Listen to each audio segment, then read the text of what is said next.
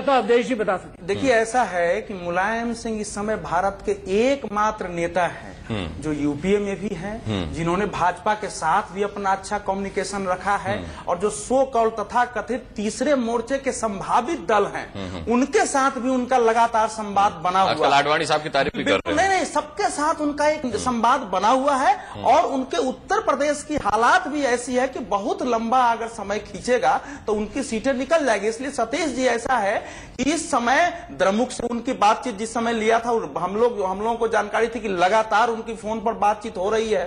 वो तेलुगु देशम के नेताओं से भी बातचीत कर रहे थे, प्रकाश करात से भी बातचीत कर रहे थे लगातार, और उस बातचीत के आधार पर ही इस समय उन्होंने धक्का देना मुनासिब नहीं समझा है। तो कुछ ना कुछ खिचड़ी पकी है, एक तो मुझे ये समझ में आ रहा है। दूसरी बात कि उन्होंने अपनी सरकार को दिया है कि काम काज सुधारने का 6 महीना में अधिक से अधिक आपको समय दे रहा हूं, तो उस समय तक वो ज्यादा से ज्यादा जो उनकी लोकप्रिय घोषणाएं हैं, अपराध को रोक है, काम करके और नवंबर तक चुनाव देना चाहेंगे।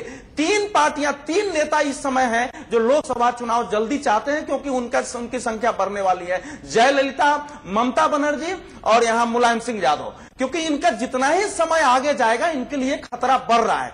लेकिन सतीश जी, वो तीसरे मोर्चे का जो प्रश्न है, इस समय वामपंथी पार्टियों ने साफ कह दिया है कि तीसरा मोर्चा केवल अवसरवादी राजनीति के लिए नहीं बनना चाहिए, उसके पीछे कुछ सैद्धांतिक आधार होना चाहिए। ये नहीं हो कि हम चुनाव के पहले बना ले। और इस देश में 1977, 1989, 1989 के बाद 1996 3 बार जो प्रयोग हुए हैं, उसमें वामपंथी पार्टियों की भी एक ताकत रही है। 1989 का पूरा जो ताना बाना था वो मार्क्सवादी कम्युनिस्ट पार्टी ने क्योंकि 45 सीटें उनको हो गई थी दोनों को मिला के। 1996 में भी उनका ही था, और इसके बाद जो है, इसलिए इस समय वामपंथी पार्टियां बिल्कुल कमजोर हैं, वो अगुवाई करने की स्थिति में नहीं है। आगामी चुनाव में भी उनके उभरने की शंका नहीं है। तो मुलायम सिंह जो भारतीय जनता पार्टी के बारे में प्रशंसा कर रहे हैं, उसके पीछे जो मुझे समझ में आया है, जो मैंने समाजवादी पार्टी लोगों से बात की है कि भाई 1989 में अगर विश्वनाथ प्रताप सिंह की सरकार भारतीय जनता पार्टी के और कम्युनिस्टों के बाहरी समर्थन से खड़ी हो सकती थी,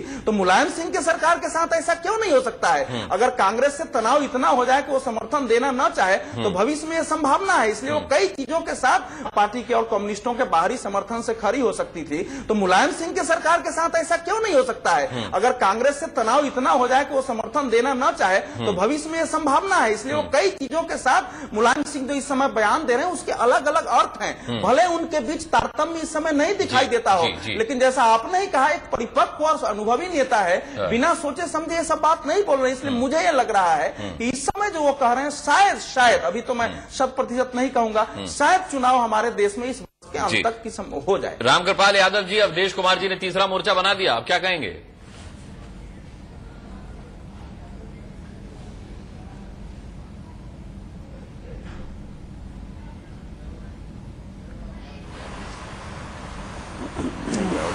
और राम कुमार जी स्तब्ध रह गए हैं अवधेश कुमार की। नहीं, रामकृपाल जी तक शायद मेरी आवाज नहीं पहुंच रही है। चलिए, जब तक ये तकनीकी खामी हम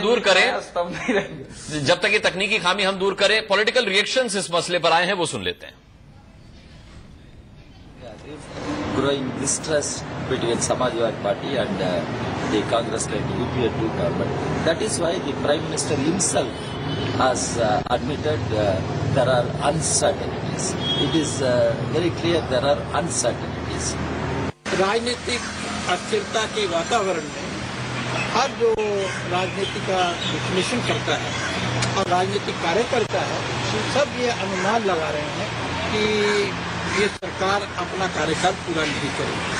और क्योंकि सरकार कार्यकाल पूरा नहीं करने वाली है, इसलिए मध्यावधि चुनाव जो है वो अवश्यंभावी है, कभी भी हो सकते हैं। और श्री मुलायम सिंह जी का वक्तव्य भी इसी संदर्भ में देखा।